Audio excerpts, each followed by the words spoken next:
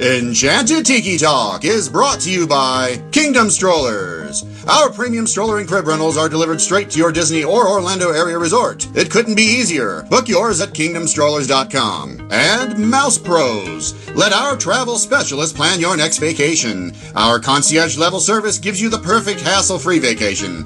Get your free quote from Sean or any of our magical agents at mousepros.com. And now, it's show time! In the tiki hut, in the tiki hut, all the birds talk Disney and the listeners swoon. In the tiki hut, welcome to our enchanted hideaway, you lucky people, you. If you weren't listening starting right away, we'd be out of an audience too. In the tiki hut, in the tiki hut, in the tiki hut, in the tiki hut. Hello and welcome to Enchanted Tiki Talk. This is episode 275 for March 14th, 2019. Here on the Tiki Hut, Keith is not able to make us, but I got the next best thing. I got Steve from Disney Diary. Steve, what's going on? The next best thing. Wow, I am so privileged. And actually, I am real. I am not pre-recorded with just answers already set up for you, so I am a real person this time. Yes, you are real. And what also makes you real is that I got to meet you this past weekend. We did. It was a lot of fun. It was. We little tour, little talk. We went and we enjoyed the tiki hut. That's we right. Went in, prayed to it. It was great. It was. Those prayers were very nice. The only thing missing at the end was a Dole Whip. That's true. Yeah, it was nice to meet you, and I'm so glad to hear that you are on a healthy eating regimen. Yes, I have joined everyone and trying to slim down a bit, and coming down here. Living down here is a little tough because you can just start eating because you think you're on vacation, but you're not. So it was time to start eating healthy again and start losing some weight and getting a little healthier. Yeah, so congrats to you. Look great. Thank you. All right, so since you are here, why don't we throw it over to you for some news? Go ahead. All right. When we talk about some stuff, we're going to start the week off on a sad note. A worker died after falling off at a construction site behind the France Pavilion in Epcot. Authorities did not specify what the 58-year-old worker was doing when he fell shortly after 5 p.m. on Tuesday. The Reedy Creek Fire Department said the man died at the scene. We're very sorry, and our condolences go out to him, his family, his friends, and all the people in the construction site and the people at Disney for what happened. That's just awful. I feel so bad. This week, Disney World raised ticket prices for its date-based ticket model, increasing single-day tickets for the busiest days to the parks to $159 per day. Cheapest tickets still remain at $109 per day. But if you're planning on going Christmas week, July 4th week, some of the hot times of spring break, it's going to be $159 per day per ticket if you're going and purchasing a single day ticket. Annual passes to the theme parks remain unaffected, except the annual pass for the water parks, which goes up $9 from $130 to $139. Standard parking remains unchanged, but preferred parking now has two tiers. In regular season, it'll be $45, and the peak tier will be $50 a day. Yeah, I'm surprised we didn't see a across-the-board raise like we did last year, back in October. Yeah. I because with Star Wars Land opening up earlier than expected, I was kind of surprised. I guess we might see another one before it opens. I think so. I think they also are trying to, since they are doing Star Wars on a phased opening, they are trying to keep figuring out flow, and flow is going to be a big deal. And as we talked about, for those, just as a reminder, the Star Wars Galaxy's Edge opening announcement was made last week. It'll open May 31st at Disneyland and August 29th in Disney World, and it's going to be a two-phase set. The first phase will be the Millennium Falcon, Smuggler's Run with the entire park, food, beverages, merchant shops, Phase 2 will be Rise of the Resistance. And two important pieces of news also came out in it was that the height requirements for the rides. The Millennium Falcon Smuggler's Run will be 38 inches or taller, and Star Wars Rise of the Resistance will be 40 inches or taller. Yeah, I'm still kind of surprised with the height requirements. I mean, I get it, but the biggest problem that we have in Disney World is that the Magic Kingdom has enough attractions for younger kids. Even Toy Story Land has only got one attraction that works, well, technically 2 attractions, but one new attraction that works for younger kids. And I was just, I was hoping for the longest time that we would get a 3rd attraction. Like, even if it was just a spinner ride that the kids can go on in Star Wars Land. I just think that's I guess it doesn't work with the theming, but I think that they forget about that. They want to draw so many people away from the Magic Kingdom, but they need to have more attractions for younger kids so they get the whole family going. I think what it sounds, as we know, they're looking for a fully immersive experience. Right. So this is the type of thing where you've got to pay attention. You've got to be a certain age, a certain height, and you'll be walking around a lot. And it looks like, from what everyone's seen on the videos, the possible videos, you're going to be participating in the rides as well. And the height, for safety reasons on some of those things, is probably needed, I would assume. But if nothing else, it does also help with age. Right. Some good news for some people liking the water parks. Disney World is planning on making it easier for you to get to the water parks. Starting March 17th, there'll be new dedicated bus service to Blizzard Beach and Typhoon Lagoon, which will be nice. And there's also 5 new guest offerings that are available at various hotels around Disney World. They include joining a pirate crew, learning how to become a mermaid, some fishing excursions, a lot of art classes, which I'm very happy about, and new poolside cabanas at the Yacht and Beach Club resorts. Yeah, the art classes are a great thing because not only do kids need to swim, run around, and do crazy things, but they also need to get some of that art aspect out of them as well, the creativity that starts flowing within them. So it's nice that they have that as well. I think, and also the adults. Don't forget the adults. True. They will be going and trying and having fun as well, because everyone wants to try to become an artist when you're at Disney World. That's true, except me, because I don't have that ability. I can't do it. My wife is extraordinary at it. I am lousy at it. Yeah, it's hard. Yeah. Well, that's the big news for the week. All right. Well, all right. So why don't we'll get into the show topic this week. So thanks for doing a live version of that. That was fun. Thank you. And so on this week's show, since I had mentioned earlier, was that Steve and I did meet up in Disney World, and we ended up meeting at the Magic Kingdom for a Keys to the Kingdom tour. This was the first time that I got a chance to do the Keys to the Kingdom tour, and I've been wanting to do it for the longest time. This was the second time that Steve's done it, but you said it was like 5 or 6 years, right? It's been a long time, and my memory just went. So okay, it happens. It's not a big deal. It happens to the best of us. But we ended up doing a tour with the travel agency that I'm with, which is Mouse Pros, and Steve is a part of with the Mouse Pros family on his site there, the Disney Diary. And we were there for agent training, and the agency owner decided that he wanted to have everybody go to the Keys to the Kingdom tour. It was a little bit different because this was more of a private tour as opposed to your standard Keys to the Kingdom tour. I think the major difference was that there was no lunch at the end, so we didn't have that.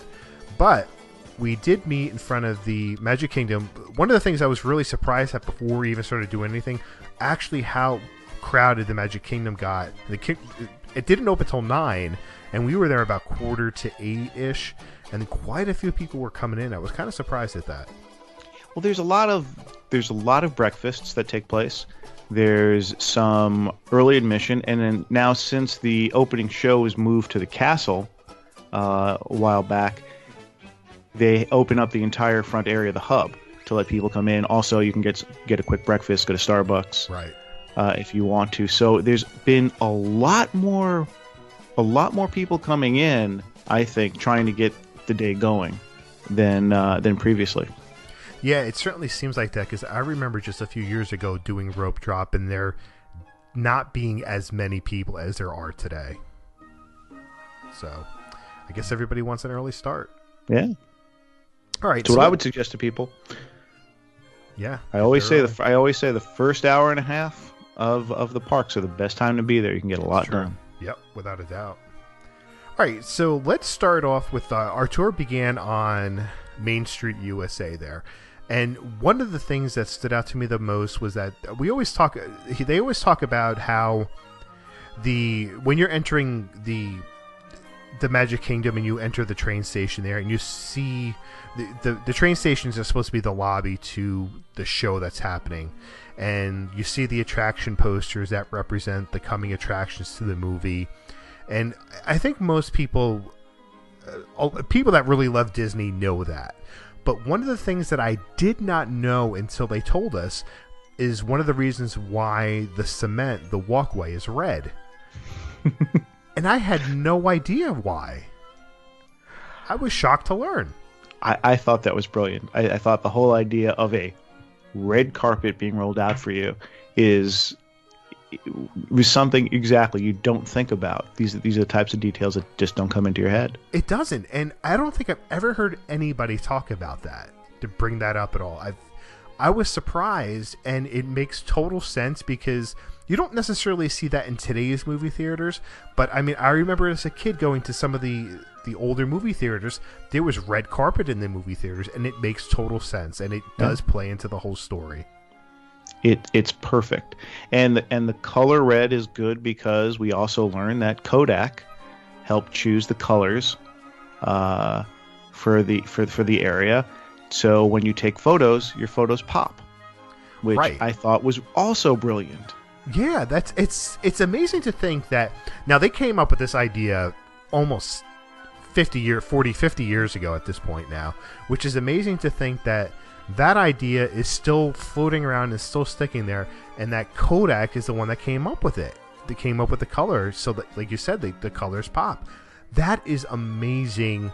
Even thinking back, like today, I can understand like that idea coming out, but like way back then, before that whole technology and idea of the way things are today, just surprises me. I wanted to make your Kodachrome work well, I guess. That's right. So one of the other things that we got to learn was that I know a lot of the history of the windows on Main Street, but the one thing that I was not aware of is that over on the corner, over the Emporium, down on the corner of the window that jets out, there was a few names that were listed on there. I don't know if you wrote the names down there or not. I didn't. That's all right. But one of the first names that are listed on there is the producer.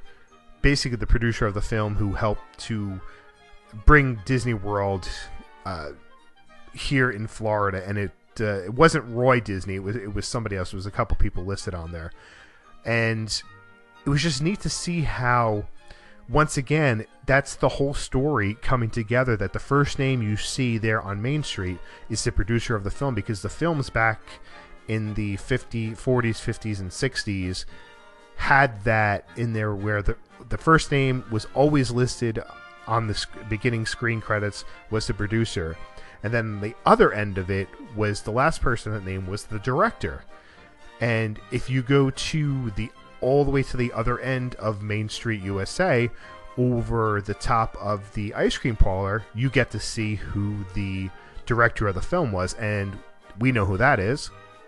It was Walt. That's right. And Walt Disney, and specifically, not only because the back was the last particular spot for the window to show where the director is, because the director was always the last name you saw before the movie started, but over the ice cream shop because Walt's favorite ice cream was vanilla. Right. And he loved his ice cream. Yeah. It's the little nods that are like that is just amazing. It's like who sits there and thinks of that? Like, oh yeah, like Walt likes vanilla ice cream. Let's just put his name up there. You know, it's like the thought that goes into it's crazy. And the interesting thing is, at the front on the right side has Roy Disney's name as the big producer, but it was Roy did not really want his name on any of those any of those windows. Right. When he gave the Imagineers the permission to have the little inside jokes for the theming of that when Disney World was being built. So they used Roy Davis and in a location. And the reason they did that was Roy D, because that was what he was signing for the purchase of the properties, Roy D, so Roy Davis. After he passed away, which was very shortly after Walt Disney World opened, they put his name on the window pane and for him. And it was it's just how everything is well thought out is just, it's funny because you're thinking, well, they're inside jokes to some degree, right? But the thought process is just amazing. And one of the other things that the story that I've known about the background on this was the Sharing the Magic statue, which is right there in front of the flagpole, which is Roy and Minnie Mouse. And the backstory to this was it Blaine Gibson who designed it? Mm-hmm. Yeah, it was. Okay. And I love that telling the story, and this is one of the things that I did know about this, was that you have Roy sitting there, you have Minnie in the middle, and then you have a space left open on the left-hand side. And Minnie is basically all, moved up against touching Roy with that space in there, because they wanted to show what kind of friendship they had, of what the friendship, how friendly Roy was. Not only was Walt extremely friendly, but Roy was extremely friendly, and that Roy was also supporting Minnie's hand, just like he was always supporting Walt throughout his life. Roy was always the backbone and supporting Walt in any kind of decision that he wanted to make. And it's those little touches that really, unless somebody has told you or you've done this tour, you're not going to know. Yeah, I had never heard that story before, and it was, when you think about the other reason that Minnie was so close, and there is a space to the left, was to illustrate how close he is, or Roy was, to the operation. Right. And you don't think about things like that. Obviously, when you're an artist, you do. And it's also a great place to sit down and grab a photo and sit with the two of them. Yeah. And one other thing that I being on Main Street, I've never once picked up on this, was the American flags that are on top of the buildings on Main Street, USA. I've looked on Main Street, USA, I don't know how many times. I never once noticed the flags until we were on this tour and they told us what the flags were. Yeah. I was shocked to find out that they are lightning rods. I had no idea.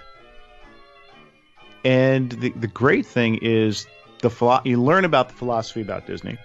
You learn about what the keys to the kingdom being the 4 keys of Disney's philosophy, which is safety, courtesy, show, and efficiency. And it's in that order, which I thought was fascinating. Mm-hmm. Yep. That no matter what you do, it's safety first, courtesy second, show, which is what happens next, and efficiency is the 4th. Right. Which is why they have they let the air conditioning out onto Main Street. Yeah, isn't that interesting? Yeah. Yeah, for people to go in there, cool off, and also the efficiency with the buildings is that you can cut through the buildings to bypass some of the crowd. I couldn't believe that they actually said that, but they did. But the if you don't get a chance, I mean, if you ever have a chance to do a tour, it's very informative, a lot of fun, and in addition to the Main Street area, you also get a little tour of the rest of the park, and you learn things, which I'm going to jump in because to me, the most fascinating thing that blew me away was when you're in going and looking at the hut for the enchanted tiki, and you're looking at the roof, and the roof looks like it's purely thatched roof, but it's not. Yep. It's made of aluminum. Yeah. Shocking. Complete shock. all of us were like, what? What did you just tell us? Like the world was coming to an end because it was aluminum. It wasn't really thatched. No idea. And they were able to do that years ago when it opened, and it's a good condition. I don't think it was because of anything special other than the idea at that point of trying to make a real thatched roof was difficult. Right. Yeah. And I think not only was it difficult, but it was very, very time consuming. And, I don't think they necessarily had the time to do that. It's not like Animal Kingdom where all the thatched roofs there, they brought experts in the lodge there as well. They brought the experts in from Africa to build thatch roofs. So they didn't have that luxury back then. But for it to be aluminum, I don't think anybody really knows that just by walking by it. No. He actually the cast member actually knocked it with a little pole just so he can hear it, so he knew he wasn't lying. Yeah, I know, that was great. One of the other things in Adventureland that was pretty interesting was us looking for the hidden Mickey that was on the ground, and the tour guide said he believes that's probably the world's smallest hidden Mickey, and it's pretty small. It's like the size of a dime, I think. Yeah, I think smaller than that. Yeah, smaller than that. And for those out there who don't know where it is, we're not really going to tell you, but it is between the Aladdin carpet ride and one of the buildings there in Adventureland. So it's not over by the tikis that spray water on you, the leaky tikis. It's between on the opposite side, but it's certainly interesting to see that. I had no idea. It's close to the bazaar if you want. Just a little bigger hint. Right. Okay. Yeah, I thought that was pretty neat too. I thought so too. It's a lot of fun, and everyone loves to do hidden Mickeys, but to be able to find that was just a hoot. Yeah, it was. And then we got to go into the Enchanted Tiki Room, which was a lot of fun. We got to experience that, and then we got to go into my favorite attraction, the Pirates ride, and that was fun as well. Our tour guide decided not to go on that ride. I think he's scared of boats, but that was pretty neat too, going on that. The best part about it is that you get to go through the Fast Pass line and not have to wait in the line. So that was pretty cool. And the good thing is you get to see the progression of animatronics, right? Audio animatronics, as it goes through from the birds to the pirates. Yep. And just how much they progressed and what they've done. Yeah. And then from there, we ended up getting to go backstage at the Magic Kingdom. And we ended up entering over by Splash Mountain, right there by where the railroad tracks is, and the entrance for the parades that come in over there. And when you first go back there, they make a big point to show you sort of kind of where the differentiate the onstage area and the offstage area. There's a line there where guests can't technically see you, and that's still sort of considered onstage, but that is not only is that the point of where onstage and offstage begins, but that's also the starting point for the parades. So I thought that was a neat little aspect to see that.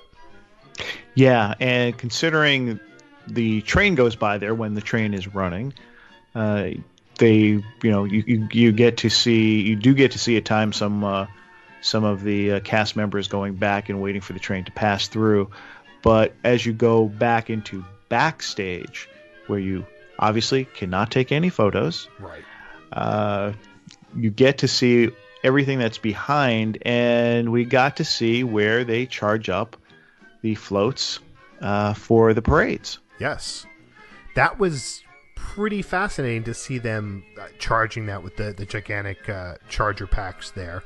And one of the things that I was really surprised at, I never noticed it on the parades at all. Well, I know where the windows are. I mean, you know that there's windows there where people drive the parade float, but I had no idea that there were cameras on the parade floats. I had no idea. Didn't know that. Yeah, I mean, to be able to help you drive to see both sides, and also you think about, well, every parade float always has a cast member or so walking beside them. they're there to help as well, and they're there in case of emergency to hit an emergency stop button. Yes, that's right. On the floats. And I didn't see that either. I had no idea they were there. So now, I think from now on, when I watch parades, I'm going to be looking for these things. But the backstage, it's just, it's interesting to see where and how things work. Right. And it's you forget when you're in on stage in the front, you forget that this is a small city. And it has the problems of any type of city, of transportation, of getting food in and out, of garbage, trash, of trying to get over obstacles. And to see where the trash is collected, you start thinking, wow, that's a lot. They were talking about something 8,000 pounds a day? 80,000 pounds a day. Coming out of that, and having at least I would assume 2 or 3 truckloads of pickup for the compactors to take it out. Yeah, that's quite fascinating. And maybe the weather was a little bit cooler, but the smell was not that bad for the garbage. It wasn't bad at all.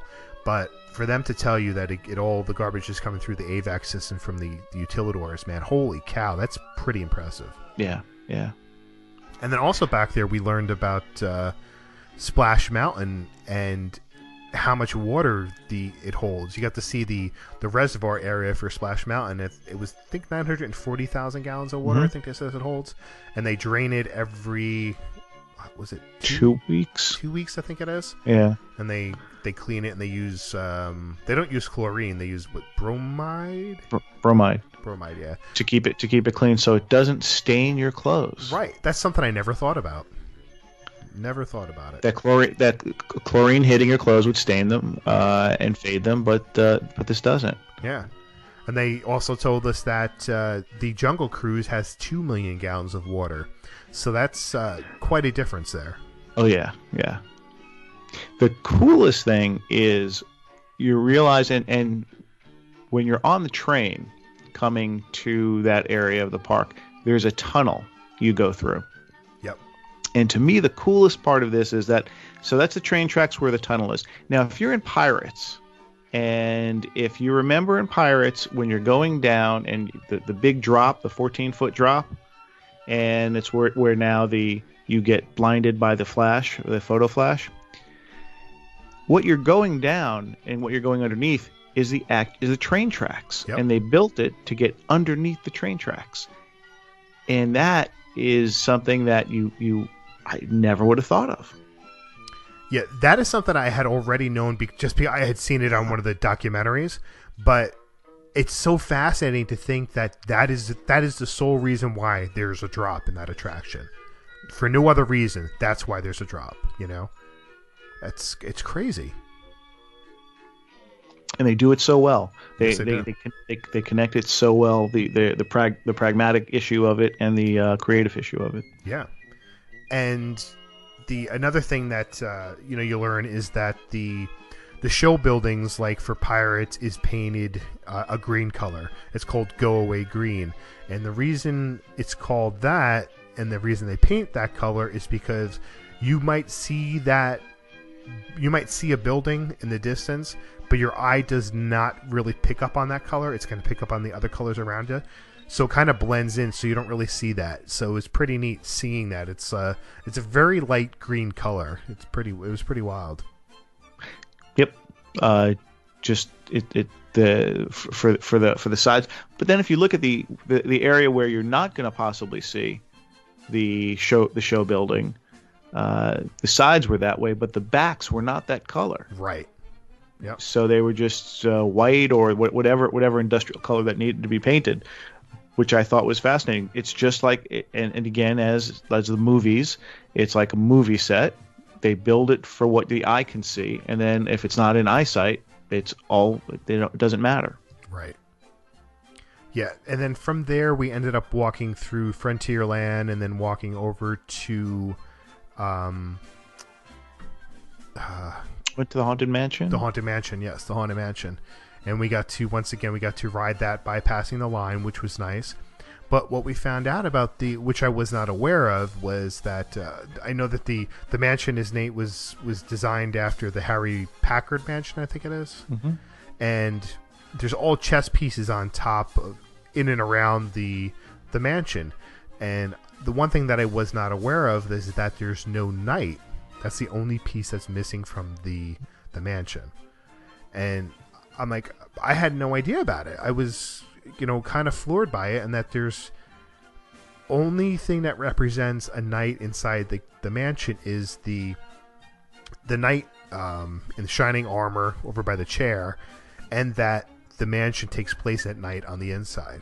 So that is fascinating to think. Once again, it's the whole idea of the thought that goes into this is that we're not going to put a knight on the outside, only on the inside side. That's fascinating as well. Well, and I didn't know about the chess pieces. So next time you go to the Haunted Mansion, and you're at Columbia House and you look down towards it, look at where the fireplace is, and look at the flumes up top, and they're 2 rooks. Yes. And I never thought of that before. And just at that point, it was like, wow, that is cool. Yeah, it is. It really is. It's.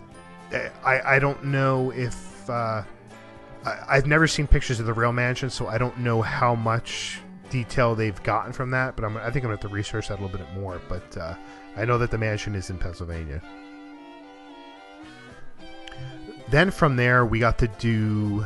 We ended up going over to the carousel, and from there, looking at the carousel is one of the oldest attractions in Disney, and that it was built in the early 1900s, I think, for Detroit Park, and Disney rethemed it once they purchased the carousel. But one of the things that they still left there was the gold eagles that are in the back. I never picked up on that riding that attraction. There's a lot of history on the attraction, which is great. It was built in Philadelphia, I believe. Right. And it came through to a lot of places actually before heading to Disney, and it's a gorgeous carousel. It's fun to ride, but the eagles were something that was a nice touch to keep. For the theming. Yeah, it was. It's not something I don't think I've ever really. I've seen it, but I never really thought about it before. But now that's nice that when I see that, I'll appreciate that attraction just that little bit more. Yep. And then from there, we ended up going to the Utilidors, which is like the major highlight to the whole thing. The super secret place. Yep. And it's funny seeing when you're walking through the gift shop over by PhilharMagic and you're going downstairs, all the people like staring at you like, who's that? Where are these people going? So you felt like a VIP for a second. But we did end up getting to go downstairs. You go down like 2 flights of steps to go downstairs. And then from there, it's one of the things that really throws you off is that you get to see cast members, with a jacket with them, with a purse, with headphones. So it kind of throws it off a little bit. It's, as my wife says, that's sort of what ruined the magic for her a little bit. Oh, no. Yeah. So you're just not used to seeing that. I mean, you can, if you're in and around Orlando, you might see a cast member like that who's going to work or coming home from work that might stop off somewhere. But it does throw you off when you're walking under there and you see them sort of the quasi in between the work and the non-work mode. Well, the whole vibe is different, especially the music. Yes. Because they will play anything and everything with the exception of Disney music. That's right. You won't hear anything. You won't hear anything from movies. You won't hear any of the themes that are upstairs because it's a work environment, and it's off stage. They definitely the music, and actually the music choices were pretty good. Yeah, it was. As we walked through. Yeah, they play everything. They said country, rap, pop, everything. It goes on down there. I don't know how often it changes, but they did say that. One of the things that I don't know if you noticed it when we first came down, there was a little piece of paper on the wall, and it said, "Congrats, we did it." And I think it was like whatever, $13 an hour starting March 1st that they were getting. Yeah, it was funny to see that. Like, you wouldn't think you'd see a sign on there on the wall that it would stay there. Like, you would think that like corporate Disney would like rip that off the wall. But you kind of see like a mix of two different worlds going on the utilidors. You see a lot of history still that happens in there. You have pin collections that go on, and you have original pictures of what the park looked like. So it's nice to see that mix. Yeah, you definitely realize it's a working environment, right? But the history and the photos placed along are things you're not going to see anywhere else in the parks. Yeah, which is a great plus for, I think, for any place you work. It's nice to have something exclusive for you. Yeah. And it was also nice to see that all the areas of the utilidors are all color-coded, depending on which land you are. It's purple for, I believe, Fantasyland, and I forget what the other colors were. But it's all broken down, so you always know where you are just by looking at the walls. I still would probably just keep looking at the signs. I got turned around a few times when it was like, oh, we're walking down Main Street. Then you walk left. No, we're walking down Main Street. I'm like, right. I'm not exactly sure. But every stairwell they have tells you where it goes up near. Yes. So you know when you're going up what you're going to be closest to for a cast member. Yeah. What was also neat was when you're going from Fantasyland and heading down Main Street is that it drops down just like the Pirates attraction because you're going under Cinderella's castle. I thought that was pretty neat. Yeah. Yeah. With the water. Yes. It you know, to think that they built this as the first floor before anything else, before they started, you can see why it took 2 years to get the lagoon finished, and then get all the dirt to build this and to use it for the utilidor and a base for the top of the Magic Kingdom. Right. I'm trying to think. I don't think there was anything else that really completely stood out. Anything for you? No, I mean, walking down there, it was nice. Things were pointed out, such as where the Reedy Creek emergency services were, so they can get to any location fast in the utilidor, then to go up towards the location as needed and to transport people. It was nice. It was interesting to see that, and also for safety's sake, it was nice to know that. But I don't think there was. Trying to think if there's any other huge thing out of that. I don't think so. I don't think so either. But we also want, if you're going to go on it, have a couple surprises and learn a couple of things we haven't pointed out, because there are a ton of things that the cast member went over and we just did not touch on. So one of the things is that you want to talk about is the price. The price is $99.99, and I know that there is, I believe, a 10% discount for DVC or AP holders. So that's going to break it down to the $89 mark. So the question I have for you is, do you feel we didn't pay for it, so let's just just get that out there. Do you feel paying $89 or $99 is worth it to somebody who? It's not for somebody who's new to Disney, I would say, but somebody who's been there multiple times or might have a longer trip and wants to do something a little bit different. Do you think you would find that? Do you feel that there's value in that? I do. I mean, I think that I would definitely not recommend it for first timers, maybe not even for second timers, just because there are plenty of other things to do. But if you're going to splurge on something and try something, it's worth it. It's worth the time, and it can be a little daunting. It's 4 or 5 hours. It's a big chunk of your day. Right. I don't know later on, I don't know later on in the day if you go on rides or what rides you go on, or if it's the same thing depending upon depending upon how many people are at the park that day. But I think it gives you a great background and philosophy of the company. It gives you great tidbits, and it makes you start looking at things differently. So when you're done with the tour, I started looking, I started looking at things going, I wonder what that, now I understand why they may have done that. Or now I understand what the philosophy, their 4 keys philosophy, why they do something like this. Right. I certainly find value in it. I think it's something I've been wanting to do, but I've never wanted to take the time out of my vacation to do it. But I think this has kind of got the bug for me to want to try other tours that they offer. So this was a starting off point for me. So it's certainly, I'm going to do something more. And like you said, it is something where you think about things a little bit more, and you do appreciate things a little bit more. One of the things that are often lacking in today's theme park goers is not knowing the backstory to things.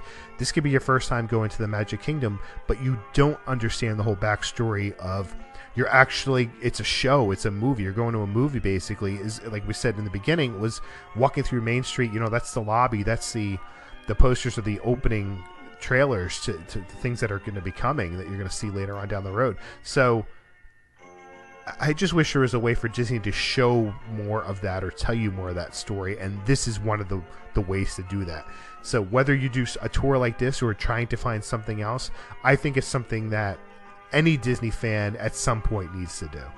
Yeah, like I said, it would not be one of the first things I would recommend to people who are just going or even second time. But if you keep coming back, and if you're looking for something different, and I would do it. I would do. There are lots of tours I would do, but this is definitely something that almost reinvigorates you, your appreciation.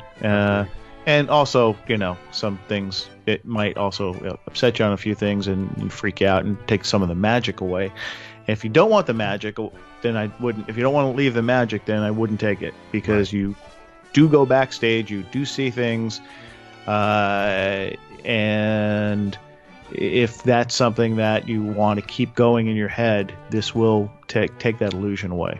It does. But other than that, it's certainly worth doing. Yep. All right, so that's going to do it for this week. But first, we want to thank our sponsors, Kingdom Strollers. Get your premium stroller and crib rentals at kingdomstrollers.com. Let the vacation experts at mousepros.com help plan your next perfect Disney vacation. Don't forget to check out the store at redbubble.com/Tiki Talk Podcast. You can connect with us on social media. You can find us on Facebook at Channel Tiki Talk, Instagram and Twitter at Tiki Talk Podcast. You can leave us a message on the Tiki Talk hotline. And if you enjoy the show, please take the time to rate us on iTunes. You can find me on Twitter at 1 Minute Disney Dream. That's 1MIN Disney Dream. MouseWorldVacations.com and MousePros.com. And you can find Keith at Chef's Daily. And you can find me at Disney Diary on Facebook, Twitter, and Instagram. And if you like the show, my name is Steve. If you didn't, it's Keith. Steve, I want to thank you for coming on, and had a great time with you. It's been a lot of fun. Yes, it was. Alan, take it away. Thanks for listening this week. For Sean and Keith, I'm Alan, and this has been Enchanted Tiki Talk. Aloha.